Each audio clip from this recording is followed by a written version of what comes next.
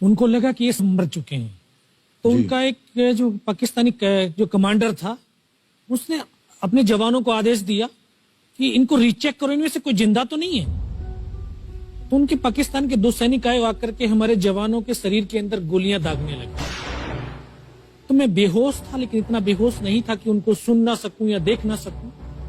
तो जो मेरे सामने वाले साथी को जो सीने में आकर 4-4, 5-5 जो राउंड के ब्रस्ट मारे, डेड बॉडी ऐसे उछलती थी ऊपर की तरफ, सामने वाले को मारा, बगल वाले को मारा, मैं भी इस तरह से ऐसे पड़ा हुआ था।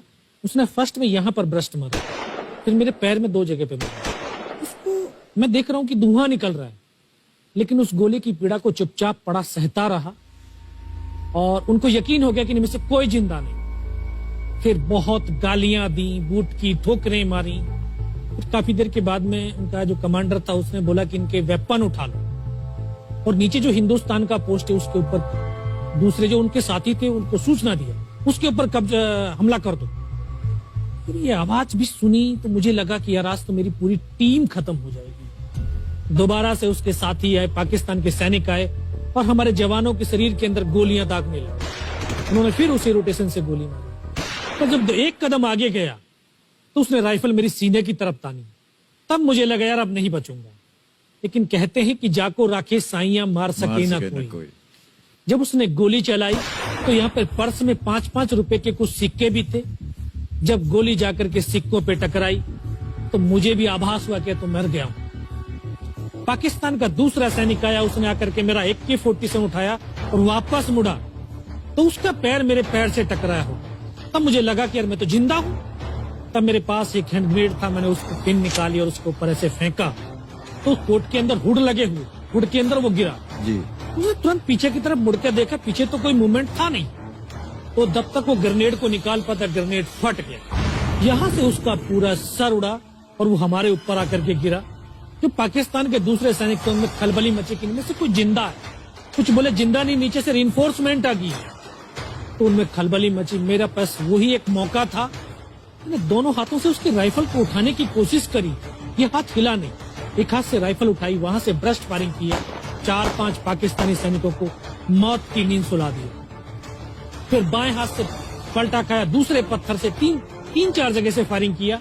तो जो उनका मोमेंटम था, जो हौसले थे, परस्त हो चुके थे, वो भाग खड़े।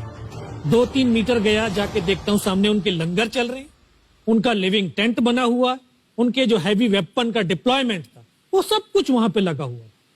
उस समय जहन के अंदर एक ही पागलपन था, अपने साथियों को बचाना।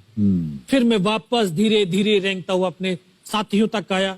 फिर मुझे लगा कि इनमें से हो सकता है मेरी तरह कोई साथी होगा, जिंदा होगा। उनको देखा, किसी का सर फटा हुआ था, किसी के फेफड़े निकले हुए थे। बहुत देर बैठकर रोया भी, फिर अपने आप को संभाला। चारों तरफ बर्फ ही बर्फ, पहाड़ी पहाड़। यह भी पता नहीं कि हिंदुस्तान किधर है, पाकिस्तान किधर है। 2.5 साल की सर्विस, 19 साल की उम्र, न उम्र का तजुर्बा न सर्विस का अनुभव। जाऊं तो जाऊं कहां।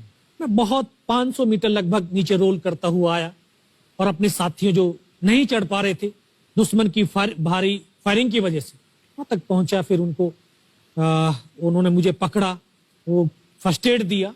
फिर वहां से जो हमारे कमांडिंग ऑफिसर कर्नल कुशाचंद ठाकुर, फिर उनको सूचना दिया। तो ये लगभग 1:30-2 बजे का समय था। वहां से फिर कमांडिंग ऑफिसर तक मुझे ले जाया गया। फर्स्ट एड तो हुआ, लेकिन ब्लड इतना निकल चुका था कि दिखाई देना बिल्कुल बंद हो गया था। जब उनके पास पहुंचा तो उन्होंने बोला, बेटा मेरे को पहचानता मैं कौन हूं? बस अब आवाज सुनाई दे रही है। बोला, मैं तेरा commanding officer colonel Kushal Thakur. मैं, जय हिंद साहब, बहुत तेज सर्दी लग रही है। तो उनका जो लिविंग टेंट था उसमें के अंदर लेटाया, 3-4 स्टॉप जलवाए, थोड़ी सी गर्मी महसूस हुई। मैं, साहब थोड़ा सा पानी पिला दो। बोला, ठीक है पानी पिलाते हैं। तभी डॉक्टर साहब आए गए, उन्होंने ग्लूकोज की बोतल पिलाई, थोड़ी सी एनर्जी महसूस हुई। उन्होंने बोला, बेटा कुछ बता सकता हूं? मैं कहा, सब बता सकता हूं। तो उनको बताया कि सर ऊपर ये घटनाक्रम हुआ है और ये वहां की इंफॉर्मेशन है।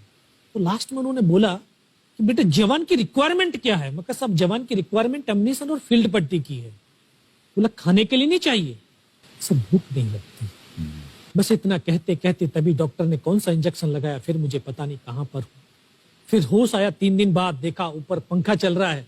पता चला कि 92 बेस हॉस्पिटल श्रीनगर, और वहीं से मुझे बेस हॉस्पिटल दिल्ली रेफर कर दिया और 16 महीने तक उस हॉस्पिटल में मैं रहा। 16 महीने तक आपका इलाज चलता रहा? जी।